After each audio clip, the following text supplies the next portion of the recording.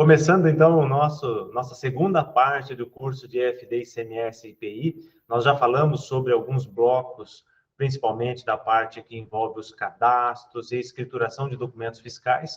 Agora, adentraremos mais especificamente no processo de apuração e informações complementares. Informações complementares são aquelas que dão sustentação ao fisco para a escrituração principalmente de créditos tributários derivados de fatos que não pertencem a documentos específicos, né? Que obedecem regras específicas.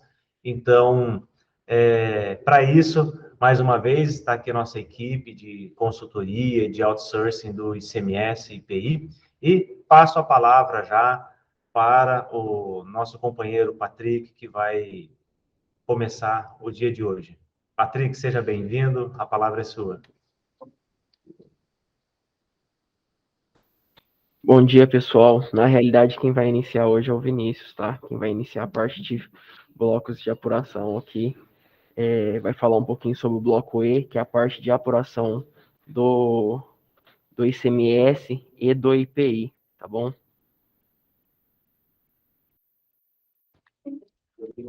Bom dia novamente, pessoal, tudo bem com vocês?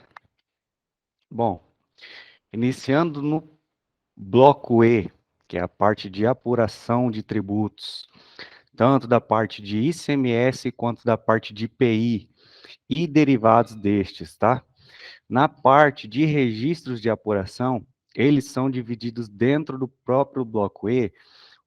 Alguns registros são diretamente relacionados ao ICMS e outros registros dentro do próprio bloco E são direcionados ao IPI, correto? Na prática, vemos aqui, diretamente no FD, o bloco E fica logo abaixo das documentações lançadas, né? Então, ele está diretamente relacionado com estes documentos que lançamos e alguns outros lançamentos que não têm registro de documento fiscal, mas que são incluídos, às vezes, manualmente, ou que são gerados das derivações dos documentos na apuração, correto? Então, da parte de ICMS próprio, que são os primeiros registros de apuração de ICMS aqui do bloco E, temos, então, o primeiro deles, que é o E100, é onde se concentra toda a parte de toda a parte de data da apuração do período que você está apurando, e o E110 se concentra toda a parte de totalizadores, correto? Então, na parte de totalizadores, temos esse primeiro campo aqui, que são os totais de débito do imposto. Da onde que vem esse valor? Esse valor aqui vai vir do total de todo o ICMS lançado nos documentos fiscais registrados nos blocos C e D, certo?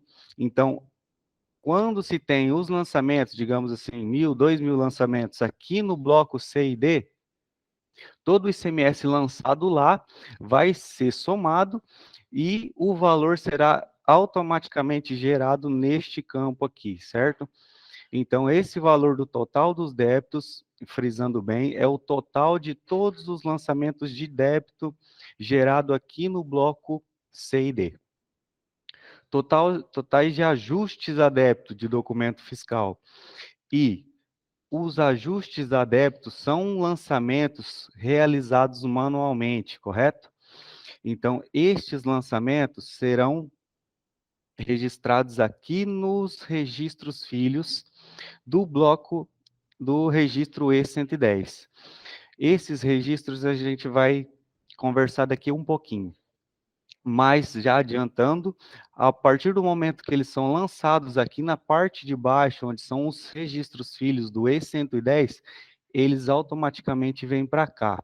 Então, no momento que você faz a verificação e a apuração dos seus tributos dentro do PVA, esses registros, eles vêm para os totalizadores, que é o E110.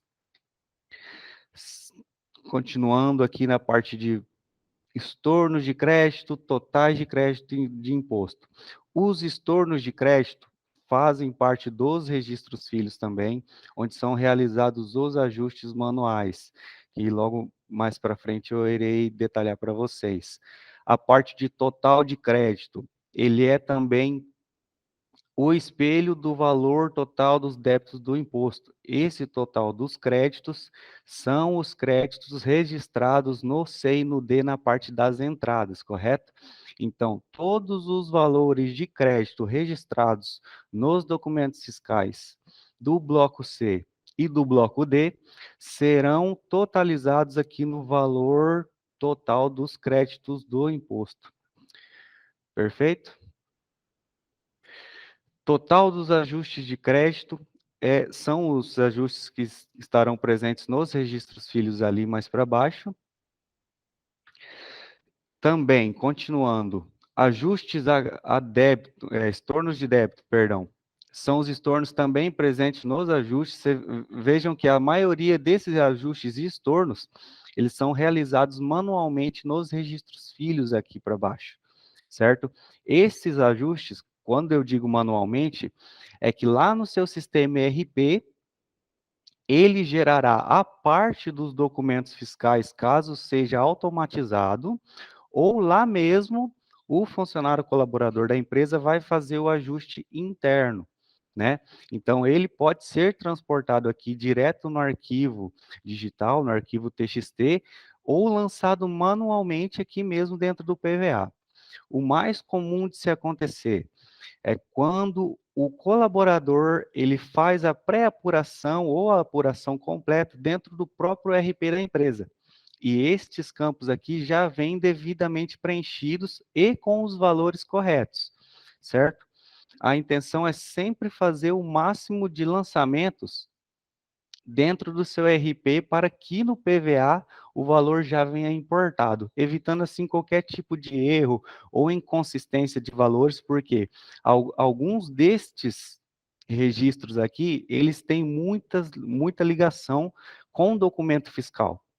Então, se o funcionário, o colaborador, enfim, o responsável pela geração do arquivo, opta por fazer lançamentos manuais direto no PVA, ele pode estar deixando de vincular algum registro que é correlacionado com esses ajustes.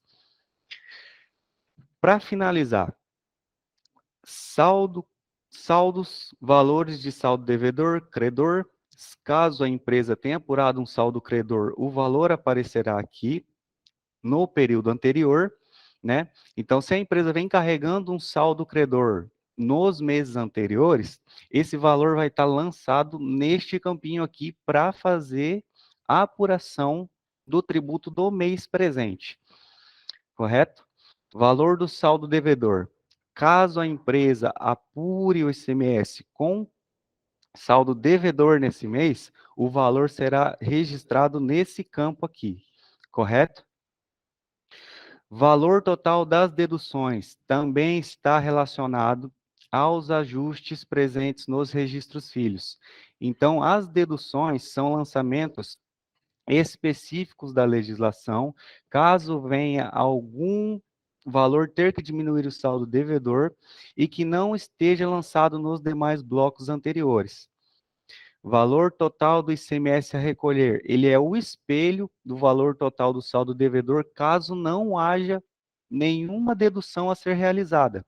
Então, temos o valor do saldo, valor total do ICMS a recolher e o valor do saldo devedor. Qual que é a diferença? Exatamente essa. Caso tenha um ajuste específico de dedução, ele vai ser diminuído anteriormente e logo depois a gente vai ter a confirmação do valor de ICMS a recolher nesse período. Caso a empresa não tenha um saldo de ICMS a recolher ou o ICMS seja devedor, né, no período, a empresa ou será saldo zero ou terá um saldo credor de ICMS a ser transportado para o período seguinte. Esse saldo credor vai ser registrado neste campo, certo? Por último, valores recolhidos ou a recolher extrapuração. Do que se refere a esse valor? São todos os valores que não estão intrinsecamente ligados ao ICMS normal, porém a empresa ainda é devedora deles. Por exemplo, diferencial de alíquota, certo? É um dos valores que ele entra nesse campinho, porque ele não compõe o ICMS normal da empresa que a gente fala, que são os dos documentos fiscais que foram registrados no período. Este valor é extra documento fiscal, está ligado sim ao documento fiscal, só que ele é recolhido à parte do ICMS, por isso que ele tem um campo específico aqui embaixo. Perfeito, pessoal? Alguma dúvida por enquanto? Vinícius, gostaria de fazer uma anotação aí, que, embora seja a prática nos nossos clientes, né, a gente sabe que muitas corporações por aí, alguns colaboradores acabam utilizando a EFD de ICMS e IPI nesses registros aqui para fazerem o processo de finalização da apuração. E isso não deve ser uma prática institucionalizada. Por quê? Quando você faz esse processo dentro do ERP, você está sempre corrigindo e tratando a informação na fonte de dados, né? Então, se amanhã ou depois qualquer trabalhador, vamos dizer, sair da empresa, se desligar da sua atividade operacional, estando a informação tratada na fonte, lá no banco de dados, de tal forma que ele venha totalmente preenchido para dentro da EFD-ICMS, há um histórico de o porquê de cada coisa, né? E muitas vezes, quando a informação é tratada já diretamente, a consolidação fechada feita aqui dentro da EFD de ICMS, a gente viu as instituições no futuro sofrerem com perda de rastreabilidade dos dados. Então, é importantíssimo que todas essas informações aqui sejam tratadas e advindas prontas de dentro do sistema ERP, né, que é o sistema de gestão da corporação, para que o sistema lá forneça todo o lastro que seja necessário aquilo que é inserido dentro de cada campo na EFD de ICMS. É só isso.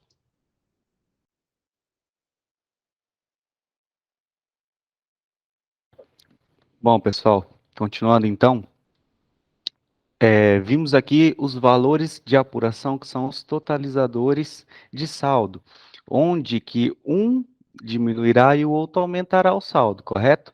Assim, teremos um valor ou a recolher ou credor durante o período, caso não seja saldo zero. Perfeito? E, seguindo aqui, abaixo dos valores de apuração, que são os totalizadores dos documentos fiscais e os totalizadores dos ajustes realizados, temos os registros filhos dos valores apurados. Quais são eles? Ajustes, benefícios e incentivos. Nesse campinho aqui, teremos a opção de lançar os ajustes e os benefícios e todo o programa incentivado que o Estado permite para cada unidade federativa, certo?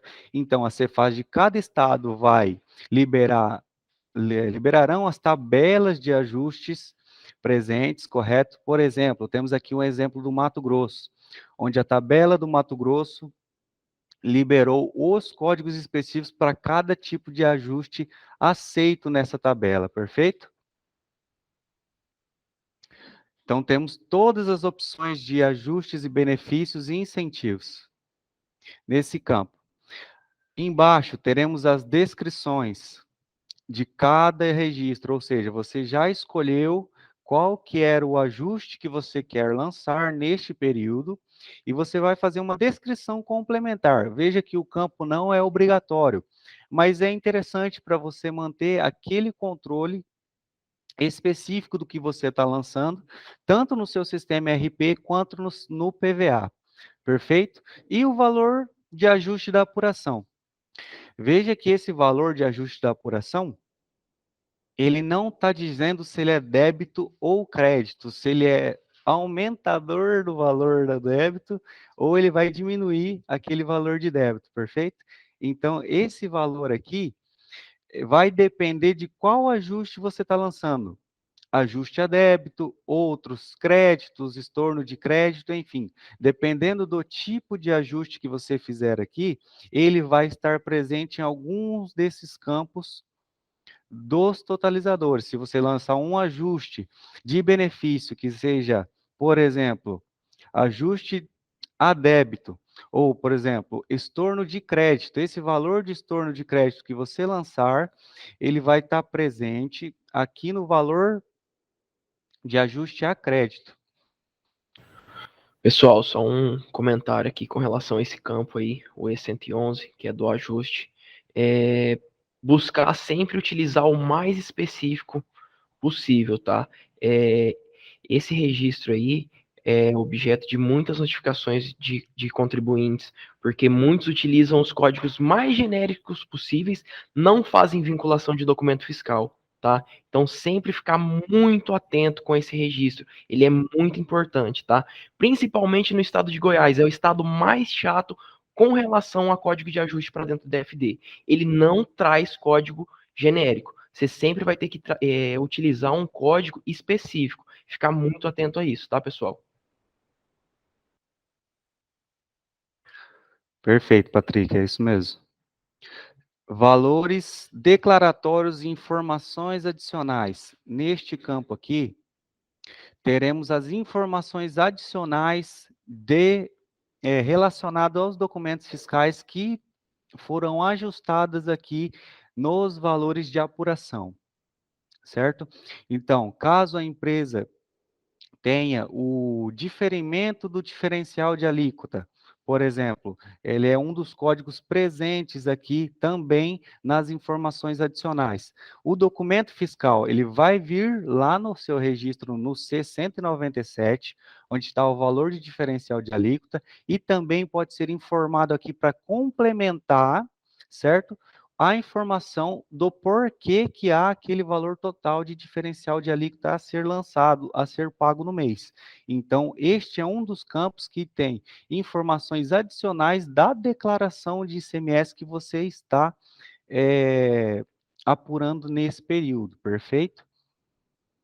Então, obrigações do ICMS recolhido ou a recolher, operações próprias, E116.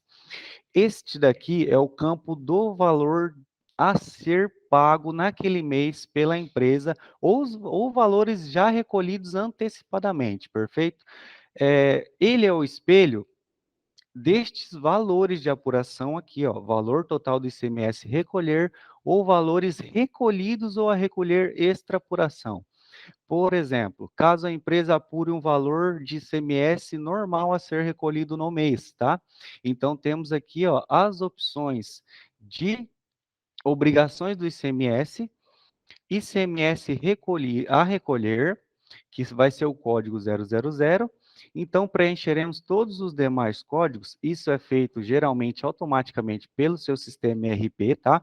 Para confrontar com os valores totais da apuração e o valor a ser recolhido. Digamos que fosse R$ 1.000. Então, no momento que a gente lança este campo aqui no ERP, no PVA, perdão,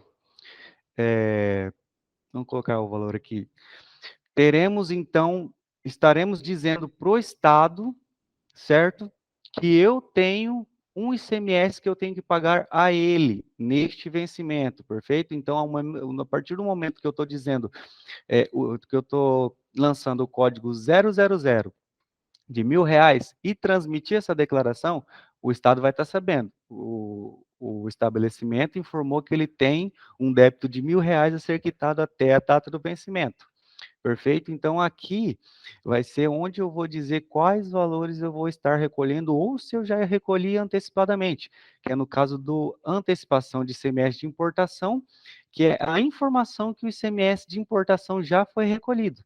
Então, você descreve aqui e todos esses valores já lançados no registro E116 vão ser somados, né? Vão ser somado ou diminuído, depende do tipo de registro que você lançou, E o valor total do ICMS recolher ao saldo credor vai estar sendo diretamente referido neste campo aqui, perfeito? Continuando, lá em cima, novamente, bloco E, ICMS por substituição tributária. Pessoal, eu expliquei detalhadamente a parte do E100 e E110. As demais opções presentes aqui no bloco E, elas são praticamente a mesma coisa, porém, com a singularidade do tipo do imposto que está sendo apurado, perfeito? Então, na parte de ICMS de substituição tributária, temos aqui a UF, que será que a empresa tem, né, a sua inscrição estadual ST ou a inscrição auxiliar no estado de destino das suas operações, por exemplo. Vamos colocar aqui uma data para exemplificar para vocês como é que funciona. E a parte de apuração é praticamente a mesma coisa. Indicação de movimento, se foi operação com ou sem ST, né? Então, se tiver com ST, os demais registros, provavelmente não, perdão. Os demais registros intrinsecamente são a mesma maneira que foi realizada a apuração de ICMS normal. Temos aqui também as devoluções, os estornos, os documentos fiscais lançados com ST serão totalizados neste campo também. Na parte de saldo devedor, antes das deduções, é a mesma situação. Foi apurado o saldo devedor durante aquele período. Então, se tem alguma dedução, será feito o ajuste nos registros filhos, correto? Então, a maneira que se apura o campo de ICMS-ST vai ser praticamente a mesma coisa realizada no próprio ICMS normal, perfeito, pessoal? ICMS diferencial de alíquota. Este aqui é aquele ICMS de FAO devido nas saídas, perfeito? Quando as operações são destinadas a não contribuintes, consumidores finais, certo? Então, serão destacados as UFs, se ela é origem ou destino, quando tinha ainda a partilha, né? Atualmente é 100% estado de destino nas operações com DIFAL. A data, vamos colocar aqui um estado. E toda a apuração, se teve fundo de combate à pobreza ou valor de diferencial de alíquota de não contribuinte, consumidor final, presente nos documentos fiscais, tá? Vão ser conglomeradas neste campo aqui. Por exemplo, saldo credor período anterior, caso tenha alguma situação que venha com saldo credor do período anterior, ele já está na primeira etapa, tá? Débitos e prestações pela saída. Aqui são todos os valores de DIFAL que tiveram nos documentos fiscais, eles serão apresentados neste campo aqui. Então, somado todas as operações que tiveram o DIFAL destacado no XML, ele vai estar totalizado neste campo aqui, certo, pessoal? Passando aqui mais para a parte de baixo, Fundo de Combate à Pobreza. É a mesma sistemática. Caso tenha sido incidente o Fundo de Combate à Pobreza na operação realizada de saída no estado específico, né, que cobre esse tipo de imposto, de tributo nas saídas, os totalizadores também estarão presentes aqui, juntamente com o DIFAL. Perfeito, pessoal? Parte de IPI. Então, eu já tinha feito a abertura do registro, né, que é o E500, que ele diz indicador do período, se ele é mensal ou decendial, dependendo da legislação da operação do seu estabelecimento, do tipo de operação do seu estabelecimento, ou será mensal ou decendial. O mais comum é o mensal. Data do período que está sendo apurado, perfeito? Então, aqui também temos um valor, alguns registros muito similares aos que estão presentes no bloco de apuração do ICMS normal. Então, temos aqui os CFOPs utilizados, né, para os valores consolidados e a própria apuração do tributo. Saldo credor, caso tenha carregado do período anterior, todos os débitos de IPI do período, que são os totalizadores das notas fiscais, valores de crédito, né, que são as notas de entrada, caso a empresa faça a apuração em conta gráfica do IPI, então esses dois registros eles vão estar totalizando os lançamentos de IPI presentes nos documentos fiscais no bloco C e D. Valor de outros débitos e outros créditos são os ajustes a serem realizados extra apuração, extra documento fiscal, perdão. Aqueles que não estão presentes nos documentos fiscais serão lançados aqui em outros débitos e outros créditos. E os dois últimos serão saldo credor no período ou saldo a recolher, que são também a soma ou a conta de mais e menos, né? A apuração aqui do registro E520 que vai resultar ou no saldo credor daquele período ou no saldo devedor, perfeito, pessoal? Logo abaixo são os ajustes para outros tipos de crédito e outros tipos de débito presente na apuração. Então, serão lançados os ajustes neste campo E530 e eles serão direcionados para outros débitos do IPI ou outros créditos do IPI. Pessoal, com relação a esse registro aí, a parte da apuração de IPI, quem faz pedido de ressarcimento de IPI tem que ficar muito atento a essa parte, tá? Porque isso daqui vai ser toda a base de dados que você vai informar lá dentro do seu pedido de ressarcimento de IPI, tá bom, pessoal? E com relação aos estornos, quando você faz o pedido, você fez o pedido de ressarcimento e naquele mês que você vai estornar ele, você tem que informar aqui dentro do registro E530, tá? Você tem que vincular aquela PER referente ao trimestre que você fez a solicitação do IPI, tá bom? Perfeito, Patrick, muito bem colocado. Na parte de outras apurações, alguns estados, eles realizam a parte de subapuração do ICMS, né?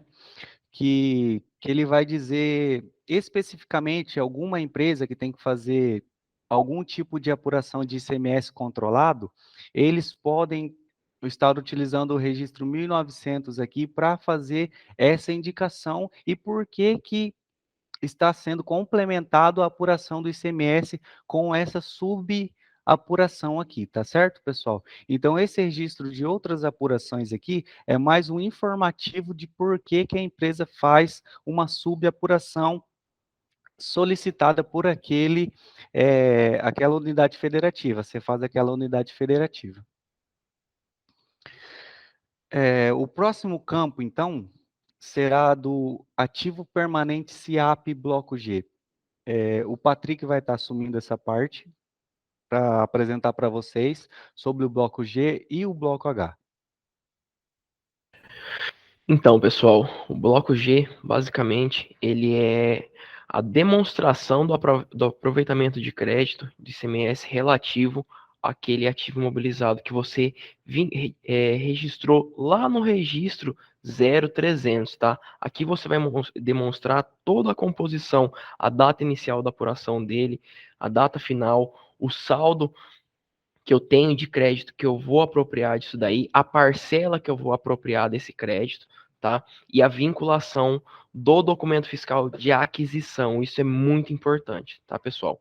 Como vocês podem ver aí, o G110, ele é o registro inicial do bloco G, que ele vai demonstrar o saldo do ICMS do SIAP, que é a composição da base do bem, a somatória das parcelas, e o valor do índice da participação, tá? É importante destacar aqui, pessoal, que o aproveitamento do crédito de SIAP, ele é proporcional às suas saídas, tá? Tem que ficar muito atento a isso. E aqui dentro do bloco G, a gente só vai fazer a apresentação daquele bem que a gente vai aproveitar o crédito de ICMS sobre ele, tá bom?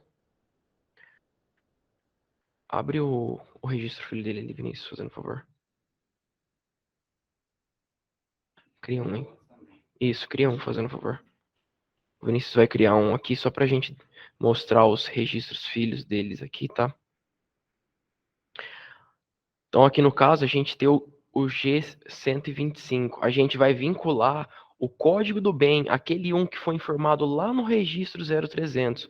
Se vocês verem aí, ó, tá vendo, pessoal, como que é ligado as informações dentro da FD ICMS-PI? A gente coloca a data da movimentação, o tipo de movimentação que a gente tem, o valor do ICMS da operação que a gente teria, que seria o valor total do ICMS na aquisição, porém ele não seria o valor que a gente vai apropriar naquele mês, porque a gente vai apropriar em 1,48 na proporção das nossas saídas, tá?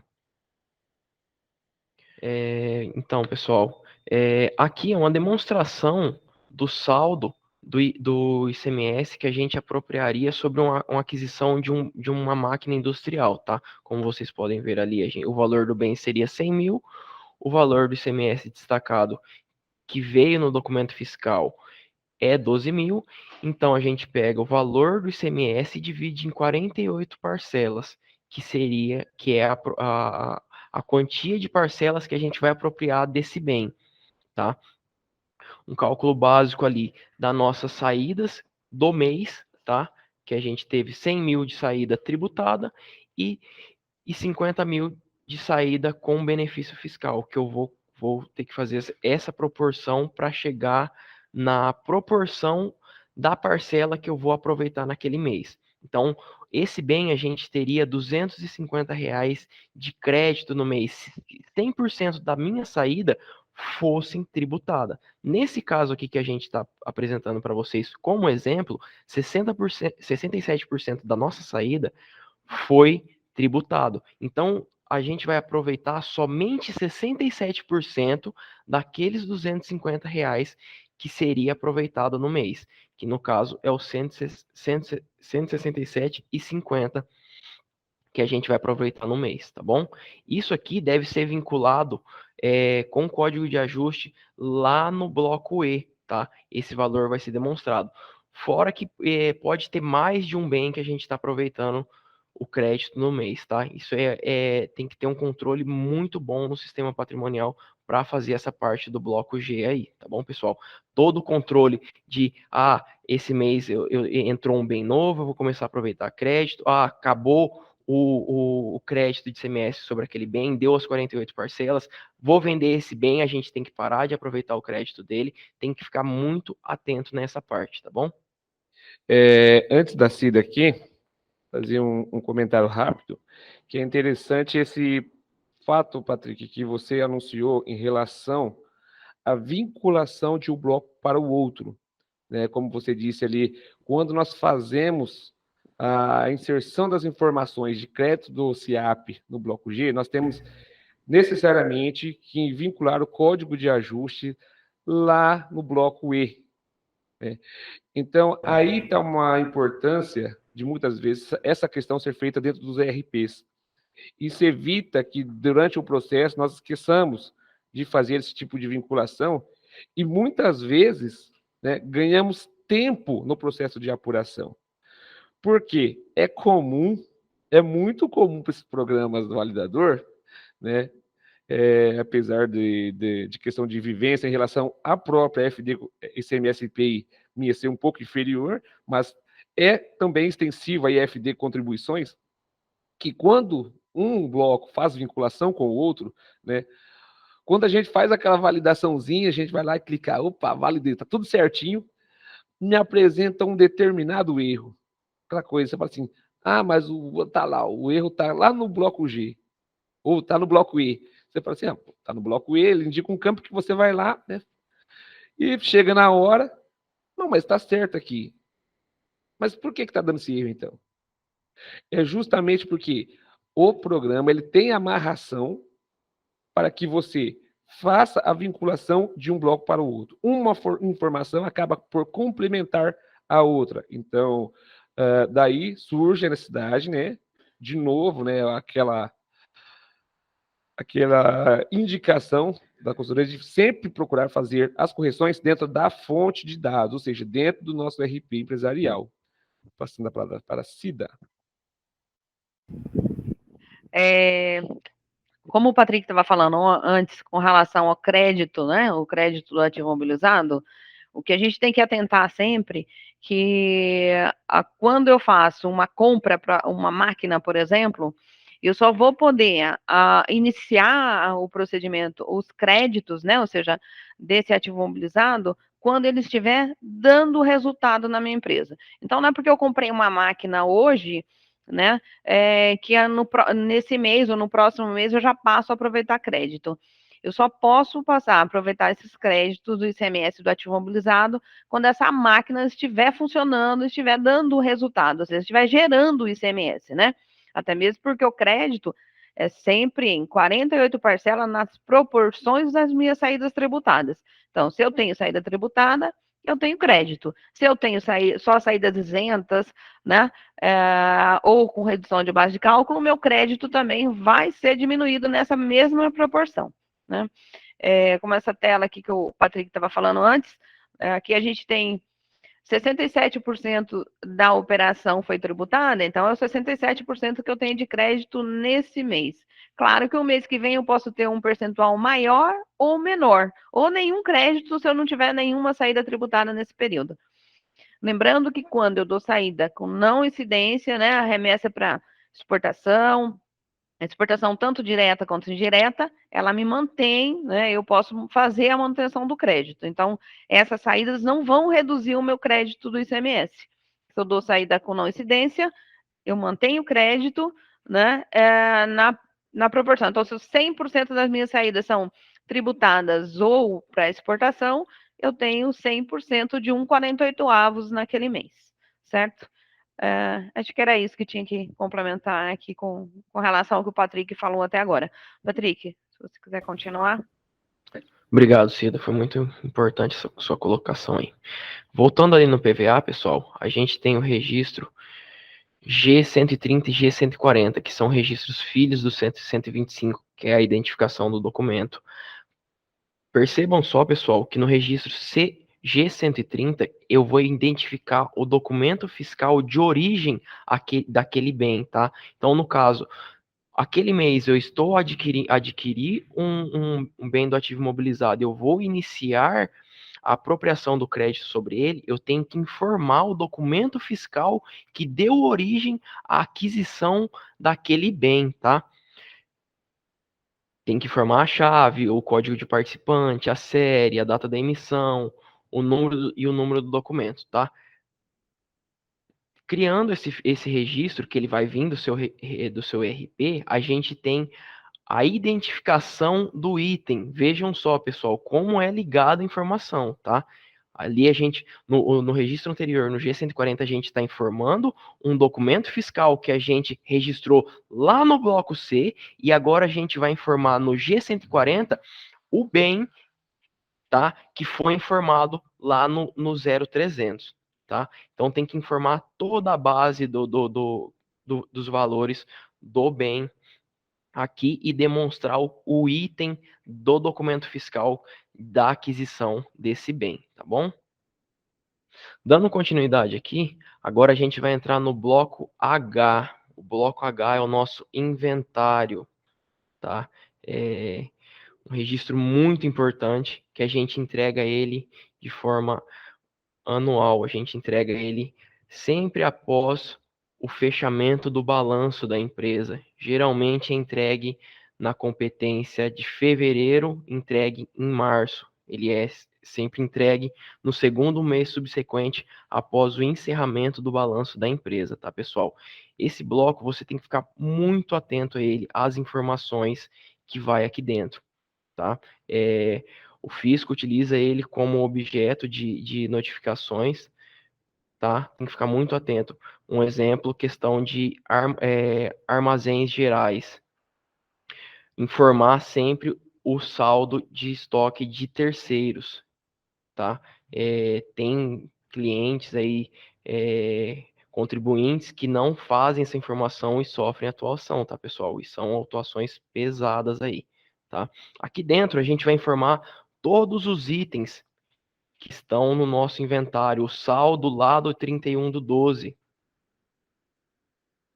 A gente vai informar o item, a quantidade, o item que está vinculado lá no 0200, a quantidade que está no bloco 0 também, a quantidade do item, o valor do item, o indicador de propriedade desse item, se ele é meu, mas está em poder de terceiros, e se ele é de terceiros e está em meu poder, tá, pessoal? Sempre ficar muito atento nessa questão dos itens de terceiros que está em poder do contribuinte declarante, tá? Isso é muito importante.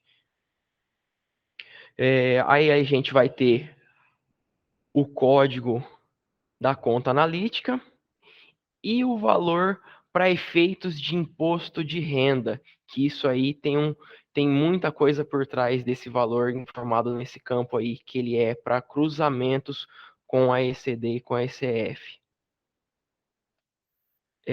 Aqui, pessoal, o H010 foi o que eu falei agora, que a gente vai informar o item, e o H020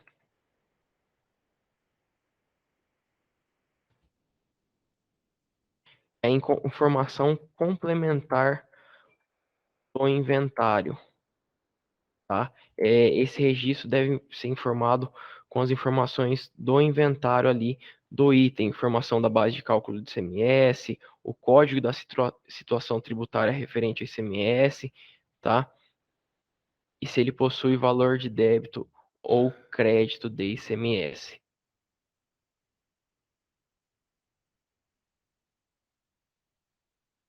Volta ali, não estou conseguindo visualizar, Vinícius.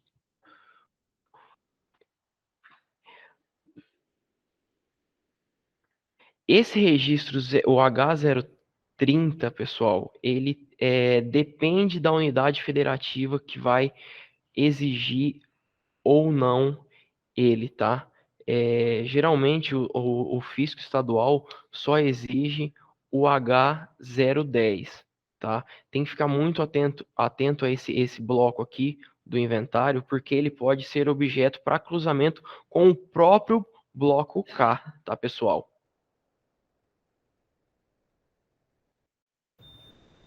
Sobre esse assunto aqui, tá, pessoal? Sobre a questão do bloco H, tem um roteiro lá, um artigo no nosso site que eu vou estar encaminhando aqui para vocês, se vocês quiserem dar uma olhadinha depois, tá? Acredito que seja essas informações que a gente teria que colocar aqui para vocês sobre o bloco H. Pessoal, gostaria de fazer um comentário aqui. Vocês sabem o seguinte, né? Que o ativo imobilizado, ele não é objeto de crédito.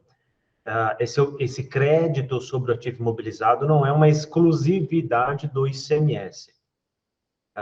Também ele tem a vertente dele com geração dos valores e créditos que são levados para fins de PIS e COFINS. O que uma dica aí de compliance e de medidas que sejam adotadas é que esses cadastros em relação a esses ativos, eles sejam, como a gente falou, únicos, para que eles sejam convergentes dentro da corporação. Por que isso? Porque muitas vezes acontece o seguinte: pessoal, na boa intenção de ter direito de crédito sobre o ICMS, adota uma indicação no cadastro de que aquele bem é voltado a tal situação. E o pessoal lá do PIS e COFINS, até por uma falta de conversação, acaba adotando outra metodologia e outro enquadramento para o bem em relação àquela mesma situação. Então, o que acontece? É muito importante que a base cadastral ela seja única e que ela defina exatamente a existência, a motivação e a destinação daquele bem, a função daquele bem, e cumpra o seu requisito tanto a nível de ICMS quanto a nível de PIS e COFINS. Tá? Por quê? Porque senão eu posso estar dizendo algo na minha contabilidade, eu posso estar dizendo algo na minha apuração de PIS e COFINS, eu posso estar dizendo algo na minha apuração de ICMS sobre o mesmo bem, porém de forma não convergente.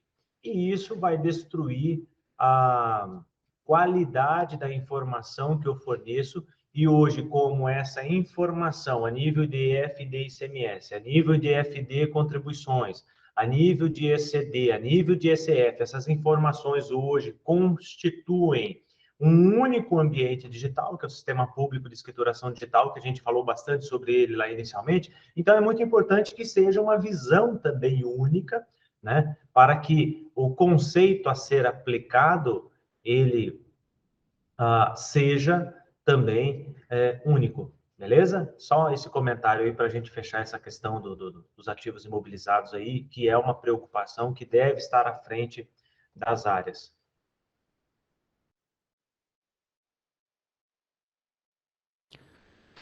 Certo, pessoal. Então, finalizando aqui o bloco H, na sequência a gente tem o tão famoso e temido bloco K, certo?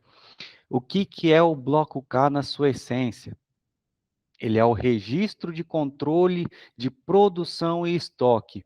E o que significa isso? Que aquele estoque que você tem e todos os itens que você utilizou para fazer o seu produto acabado, ele tem que ser registrado, acompanhado, catalogado cada etapa e toda a sua quantidade consumida tem que ser descrita no bloco K. Perfeito? Aqui temos o bloco K com a seguinte estrutura, correto? Então, temos, em sua essência, os cadastros de todos os participantes, itens e o tipo de consumo de cada item, que é aquele lá cadastrado no bloco 0, para servir como base de informação para os registros apurados dentro do bloco K. O que isso significa? Que todos esses cadastros que fizemos, todos os cadastros que nós fizemos aqui na parte do bloco 0, que tem total ligação com os produtos produzidos pela aquela indústria, eles serão utilizados diretamente aqui no bloco K, certo? Então, o que compõe o bloco K na sua essência? Que nós podemos dizer assim, né? Eles são os itens que você produziu, são os itens que você consumiu durante aquele processo, perfeito? E quais foram a quantidade de produtos utilizados durante esse processo? Quais são as quantidades consumidas? No bloco K, temos então aqui quais são os registros principais que hoje em dia são cobrados pela Cefaz e pela Receita, né? Que são os registros K200 e o K280. As indústrias, elas são obrigadas a informar esses dois registros, correto? E como nós adiantamos aqui hoje para vocês, algumas mudanças dentro do bloco K estão por vir. Alguns registros serão simplificados, serão modificados e eles serão implantados posteriormente, correto? Então, no bloco K, temos aqui o período de abertura, que é o período que nós trabalhamos o estoque dentro da FD, né? E o K200, que é o primeiro registro aqui após o período da abertura, que é o K100, é dizendo qual que é o saldo do estoque escriturado naquele dia, no dia final da apuração do mês, né? Então, temos aqui o produto 1, que nós cadastramos lá no bloco 0, que é um dos produtos, por exemplo, acabados, que a gente pode considerar nesse caso aqui. Então, estamos dizendo aqui no bloco K que temos 100 produtos acabados no nosso estoque, perfeito? E aqui também tem um detalhe que vai influenciar diretamente os outros blocos presentes no registro do K, os outros registros presentes no bloco K, aliás. se esse estoque que eu estou registrando aqui no K200, ele pertence a mim, ou ele é de outra pessoa e está em minha posse, ou se é da minha posse e um terceiro fez essa industrialização. Por que que a gente precisa especificar qual que é essa classificação? Porque os demais registros aqui, além do K280, ele tem total ligação com essa informação. A gente também, nós, escrituradores dos estabelecimentos, temos que também registrar, além do que é produzido na nossa empresa, o que é produzido por encomenda, tá? Então, todos os registros de apuração do bloco K, podem ver aqui, ó, são registros de estoque e itens consumidos pelo próprio estabelecimento e também industrializações efetuadas por terceiros, correto? E também as produções conjuntas, tá? Se elas são efetuadas, essa produção no nosso estabelecimento ou no estabelecimento de terceiros. Só um comentário aqui, tá, pessoal, com relação ao bloco K. Hoje, a obrigação de entrega que a gente tem é o K200 e o K280, tá? O Vinícius está detalhando os registros aí.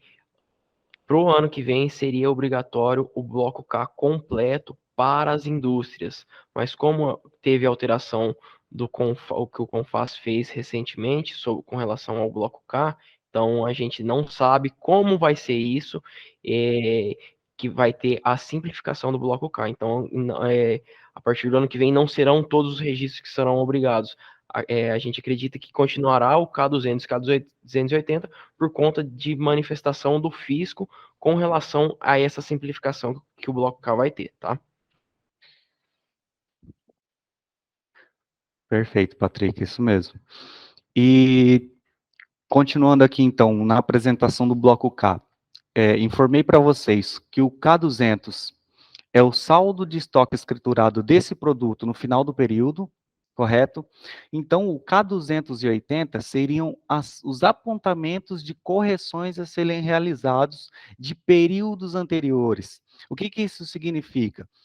Estamos trabalhando no período do mês 9 de 2021 aqui, por exemplo. Se no mês 8 eu fiz uma informação no bloco K e eu preciso ajustar ela, vai ser nesse registro K280 que a gente vai informar esse ajuste, correto? Se houve uma quebra, alguma perda, né, deteriorização durante esse período, então a gente vai informar neste campo aqui. Por quê? O intuito do bloco K é para o fisco ele ter acesso ao seu processo, metodologia de processo que você tem na empresa para industrialização daquele produto acabado, quanto de insumo você utilizou durante aquele processo e verificar se esse saldo corresponde com aquele estoque do inventário que você vai registrar no final do ano. Por exemplo, se você registra que você tem 100 mil unidades no estoque de um produto, só que os seus registros informados no bloco K durante o ano não correspondem àquela quantidade produzida que você mensurou no seu inventário, alguma coisa está errada. Ou foi feita alguma venda com meia nota, a famosa meia nota que o fisco sempre procurou, né, fazer o combate, ou assim, quebras que não são registradas para poder estar informando para o fisco também como que isso ocorreu, que é o caso do 280, né? Então, cada item do estoque que você faz a utilização no processo produtivo tem que estar descrito aqui como ele foi usado, certo? Então, o que que é o propósito do bloco K? É justamente isso, evitar algum tipo de fraude que o contribuinte pode ter realizado, sonegação, certo? Práticas de nota fiscal de meia nota, como eu havia mencionado, nota fiscal espelhada e etc.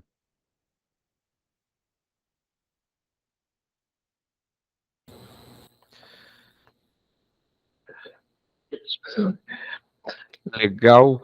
Em relação ao bloco K, e não só ao bloco K, necessariamente, mas os contribuintes devem ficar atentos a uma das regras mais importantes que o fisco tem em relação aos processos de fiscalização, que é uma curva de desvio, né, de perfil de produção ou durante a atividade.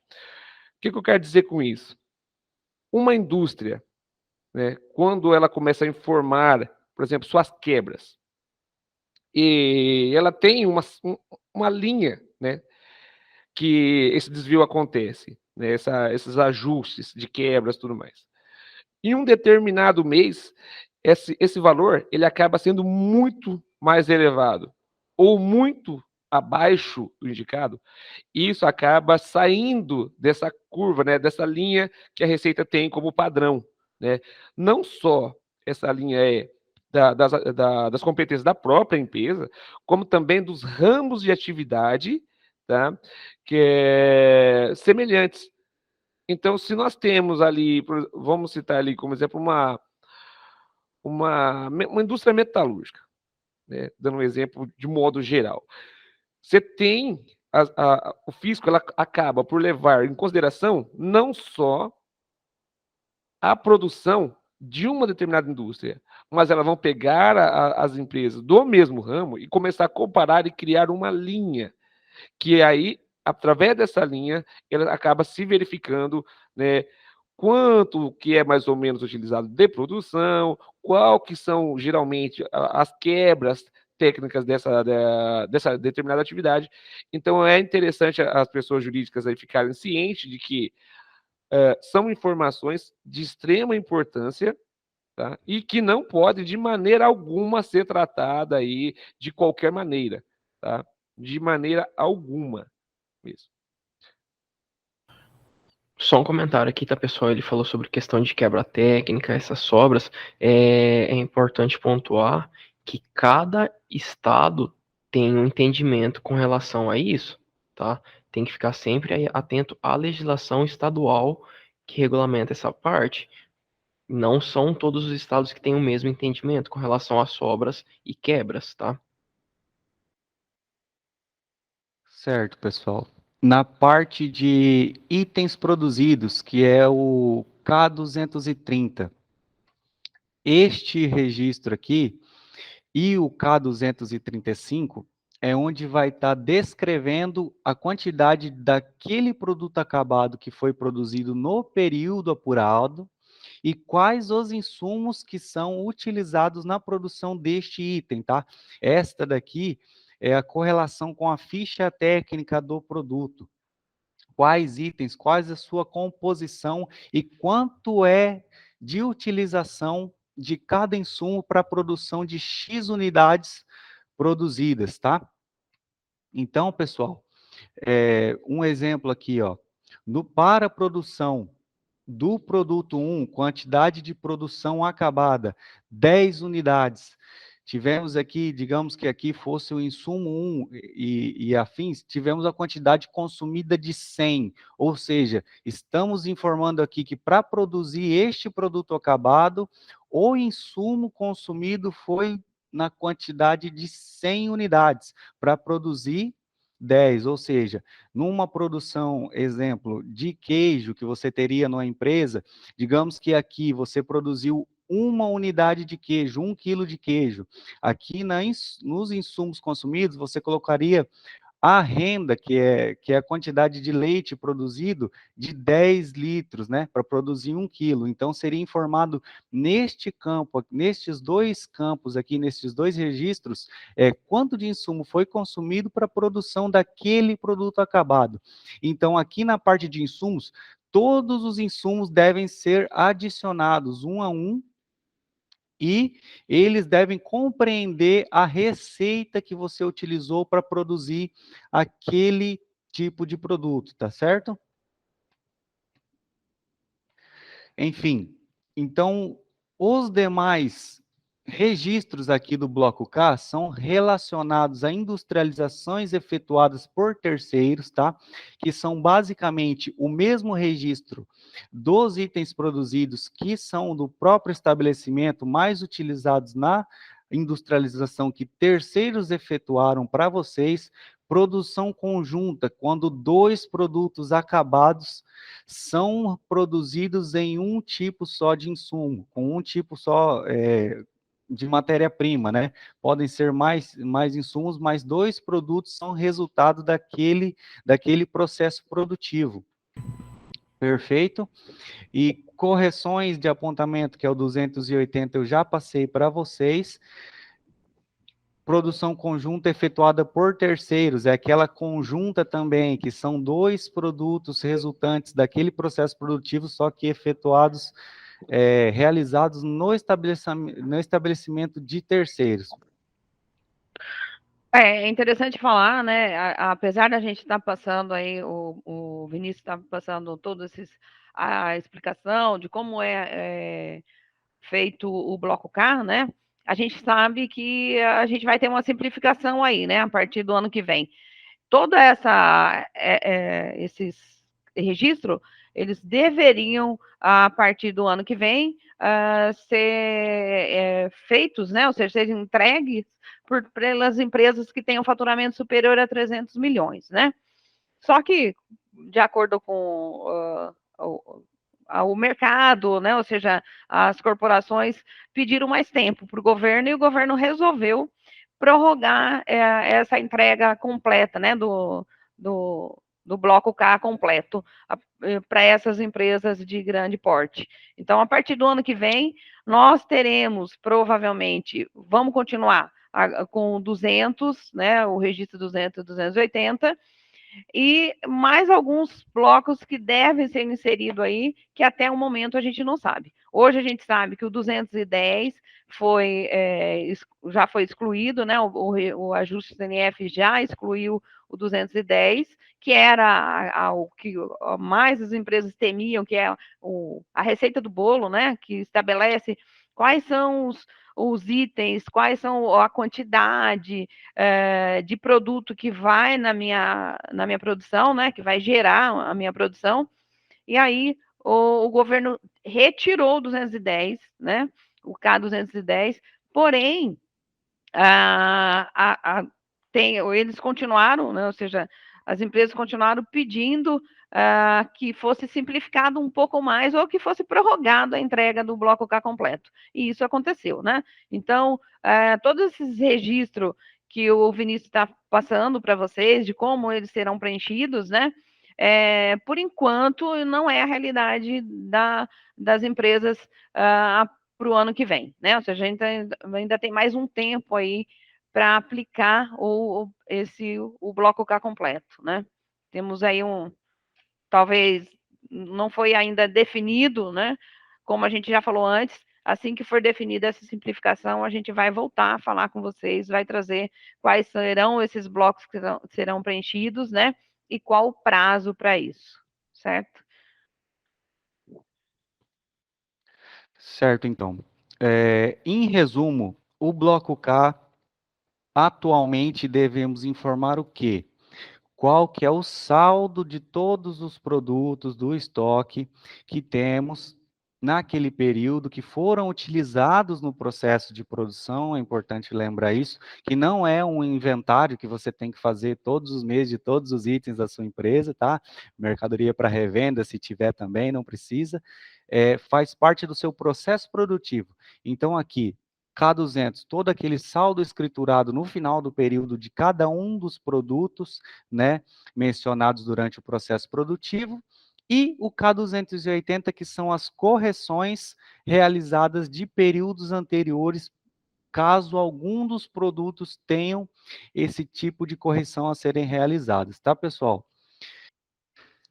Bom, então, passamos então para o último bloco aqui da nossa FD, que são as informações gerais. Pessoal, esse bloco aqui são registros específicos cobrados por por cada unidade federativa. O que isso significa? São registros que não estão presentes em nenhum dos outros blocos anteriores, perfeito? Mas que são, por força legal, né, cobrados de alguma maneira a serem informados pelo estabelecimento. Tá certo, pessoal? Então, o primeiro campo aqui, ó, é a obrigatoriedade dos registros do bloco 1. Esse campo aqui eu vou explicar por último para vocês, tá bom? Como é que ele funciona. O primeiro dele, depois das obrigações, é a exportação. No bloco 1, bloco 1100. O que significa este registro aqui? Que informação que vai nele? São exportações diretas e indiretas que a empresa realiza, tá certo? Separadas e informadas qual foi o tipo de documento que você utilizou, valores, data de embarque, o transporte utilizado e para qual país saiu essa exportação, tá certo, pessoal? Nesse exemplo aqui, ó, fictício que a gente criou, o tipo de documento que foi utilizado na exportação naquele período, foi realizada uma declaração de exportação. Poderia ser uma declaração simplificada ou uma declaração única.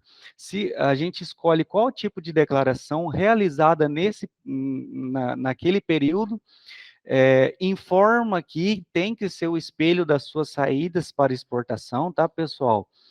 Senão, dá inconsistência na hora da sua validação. E as demais informações presentes naquela declaração que você tem de exportação. Você vai estar registrando aqui no registro 1100. Caso a empresa realize uma exportação indireta, aqui abaixo do 1100 tem o 1105, que tem a nota fiscal que foi utilizada para fazer a exportação, e caso ela tenha feito uma exportação indireta, ou seja, tenha recebido uma mercadoria remetida para fins de exportação, a nota fiscal de recebimento ou documento que você recebeu, enfim, deve ser lançado neste registro aqui, 1110, tá, pessoal? Então, aqui temos basicamente as mesmas informações, que são os dados do documento que foi utilizado neste tipo de operação específico, com fins específicos de exportação. Então, iremos preencher aqui todos os dados da nota fiscal remetida com fins específicos de exportação para fazer esse registro. Certo, pessoal? Passando aqui para o próximo item, créditos fiscais. Por que existe um crédito fiscal que não está relacionado aos outros blocos de documentos fiscais ou ajustes anteriores?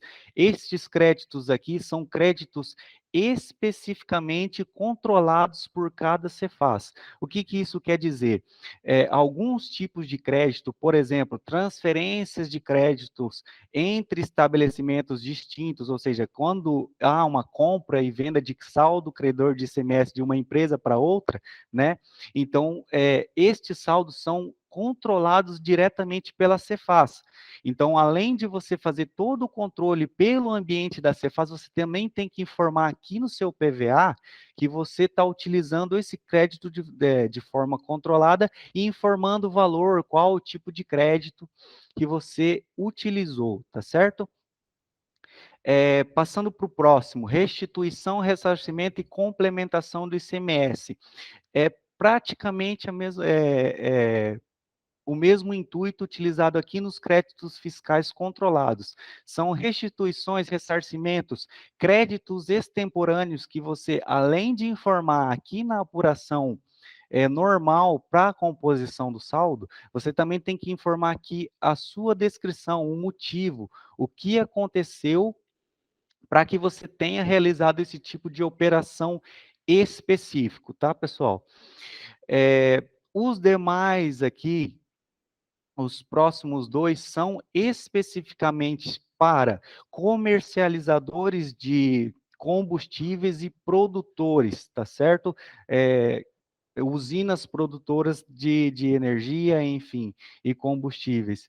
Nessa parte de combustíveis é o que chamamos de LMC, certo? A movimentação diária do combustível, o livro de movimentação do combustível. Então, as empresas que realizam a comercialização do combustível, elas devem informar diariamente aqui qual é a data do fechamento daquele livro e todo o estoque e valor movimentado daquele produto. Tá certo, pessoal? E também, para as empresas que fazem a comercialização do combustível, eles têm que especificar a bomba que foi utilizada para cada combustível, ou seja, aqui eles têm que praticamente vender, emitir uma nota e fazer o levantamento já do estoque, né? Para compor esse saldo que vai descrito aqui na movimentação diária. Controle de produção de usina, este é um dos mais específicos, né, para álcool etílico, açúcar e etc, né, pessoal? Então, esse registro aqui, ele é específico para esse tipo de empresa. Bom, passando aqui para a parte dos valores agregados. Estes valores agregados são também registros que são cobrados, assim por dizer, por cada unidade federativa, e os mais comuns são quando há compra diretamente do produtor rural, certo, pessoal? Então, o pessoal vem aqui e coloca qual produto foi comprado diretamente do produtor rural, o município de origem dessa aquisição, né? E qual que é o valor correspondente ao total de operações realizadas com esse produto neste município. Então, quando você realiza a inserção deste registro nos valores agregados, você está dizendo para o Estado que naquele município de Alta Floresta, o produto 1, digamos que fosse leite, né, que tirou do produtor e ele revendeu, 10 mil reais de leite foi produzido naquele município de Alta Floresta. Por que é necessário a realização e o preenchimento deste campo aqui para alguns estados? Porque a divisão do ICMS arrecadado é realizado em uma proporção para cada município, tá certo, pessoal? Então, se nós dissermos aqui que foi produzido em Alta Floresta o valor de 10 mil reais, né? E, hipoteticamente, toda a produção no estado do Mato Grosso foi 100 mil, então o município de Alta Floresta teria 10% daquele valor do percentual do ICMS que é repassado para os municípios, entendeu? Então, muitos municípios batem muito em cima deste registro aqui para o preenchimento correto, porque quando a empresa, quando o estabelecimento, o contribuinte, ele preenche de forma correta, ele está informando certinho para o Estado qual que é o proporcional que o município vai receber. Além dos produtores rurais, muitos estados também fazem o controle de serviço de transporte iniciado naquela unidade federativa, ou seja, também vai ser da mesma maneira, você vai colocar o serviço de transporte, caso a empresa seja uma prestadora de serviço de transporte, qual que é o município que se deu origem àquele serviço de transporte, qual o valor, né, do serviço realizado. Logicamente, acumulado, não precisa ser frete por frete aqui, né? Será o valor acumulado de serviços iniciados neste município. E o intuito é o mesmo, o repasse de ICMS e a proporcionalização de cada município dentro do estado, tá, pessoal?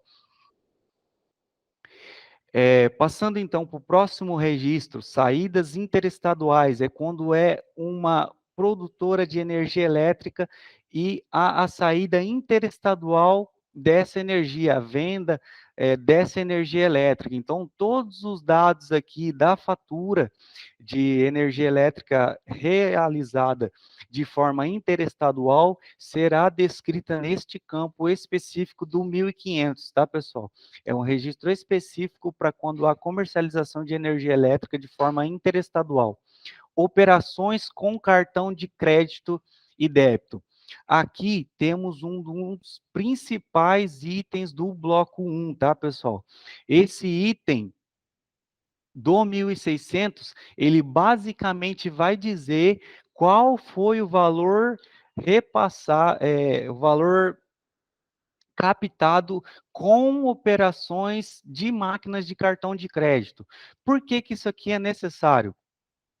A operadora de cartão, ela vai estar dizendo numa declaração própria dela para o estado em que ela está estabelecida, que no seu estabelecimento ela teve uma captação de crédito e de débito no valor X. Então, você vai estar descrevendo aqui também este mesmo valor, tá certo? No resumo da sua maquininha lá, você vai estar colocando o participante aqui, por exemplo, a operadora de cartão que você usa, o valor das operações de crédito realizadas dentro do período que você está apurando aqui no PVA e os valores de débito que você realizou nesse mesmo período. Por quê? Digamos que você informa aqui que você vendeu R$10 de crédito e 5 no débito, são R$15 no mês. Só que a operadora de cartão informou na sua declaração que você vendeu 50 de cada um. Então, alguma coisa está errada. Já abre oportunidade para o fisco entender que você está deixando de declarar e deixando de recolher o tributo do ICMS em algum tipo de operação de venda, tá, pessoal? Então, esse item aqui é de extrema importância que seja controlado e informado corretamente, sem nenhum tipo de diferença, porque isso daqui é um dos campos que o Estado bate muito em cima, porque é fácil de fiscalizar.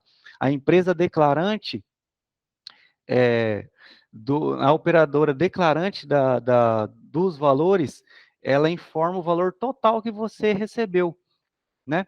Nas operações de crédito e débito. Se você não informa esse espelho, se você informa com alguma diferença, então alguma coisa está errada, ou você preencheu errado, ou você realmente está dizendo para ela que não tiveram essas vendas. Então, o fisco vai olhar, ou esse estabelecimento ele está fazendo a sonegação do imposto, ou a operadora de crédito está superfaturando os recebimentos dela. O mais comum seria o estabelecimento estar sonegando esse tributo. Então, isso daqui é muito, muito facilmente verificado pela Cefaz, tá? De cada unidade. Próximo item, documentos fiscais utilizados. Neste campo aqui, serão informados os documentos emitidos em contingência, caso sejam documentos emitidos fora do horário, assim, onde não há a possibilidade de emissão imediata, aqui serão somente informados, tá?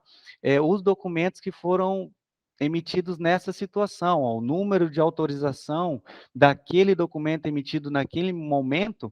Então, ele vai ser esse daqui é título de informação, o documento vai estar registrado lá nas suas saídas, mas aqui é a informação da emissão em contingência, e também podem ser lançados neste campo aqui os documentos emitidos, inutilizados, perdão, aquelas numerações que foram puladas, né, às vezes por um erro de sistema, elas podem ser descritas aqui neste campo aqui também, tá certo, pessoal?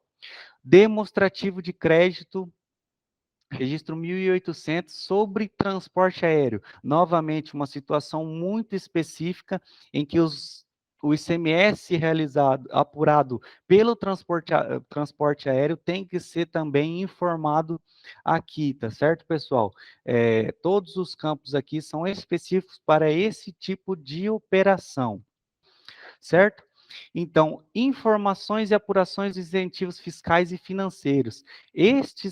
Estas opções aqui são informações solicitadas exclusivamente para o estado do Pernambuco, tá, pessoal?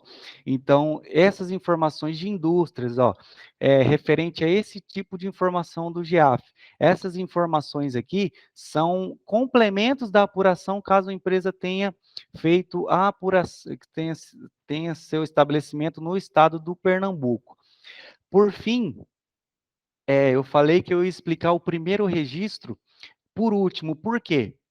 Este registro aqui, 1010, o registro 1010, ele vai ser a fonte de informação para caso você precise preencher algum dos registros das informações gerais. Por exemplo, se eu preciso preencher os valores agregados, então eu vou lá no registro 1400, que é referente aos valores agregados, e vou colocar sim.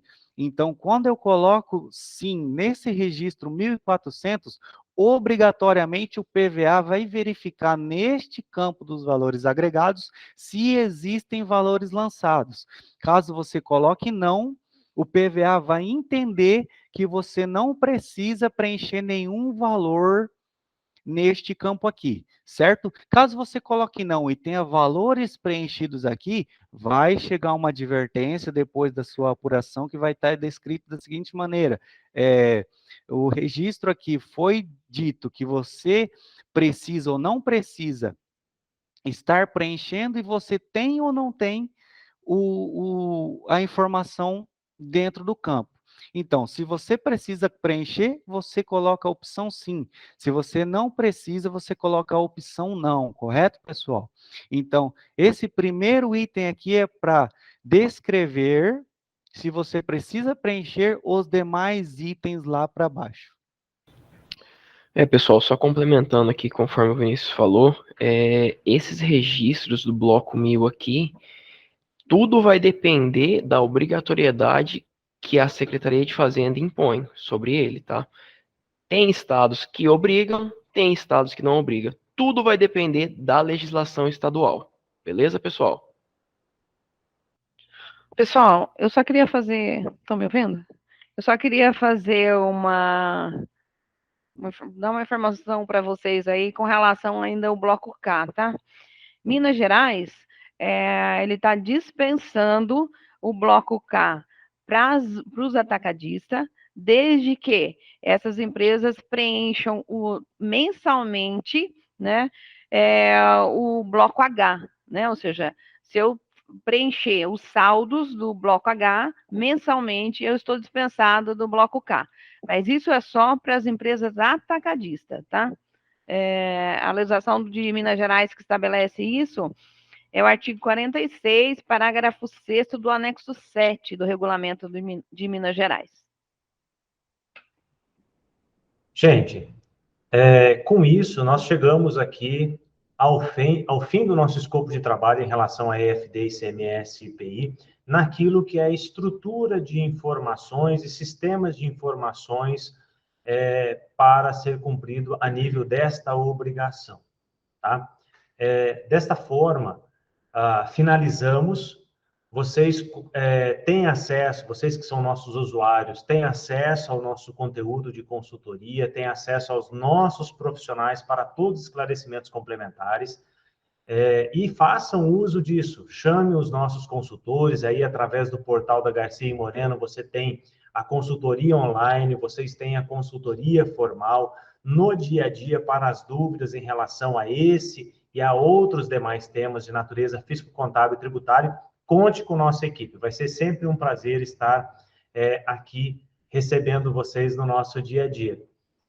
Então, muito obrigado e nos encontramos na próxima oportunidade. Um forte abraço e muito obrigado.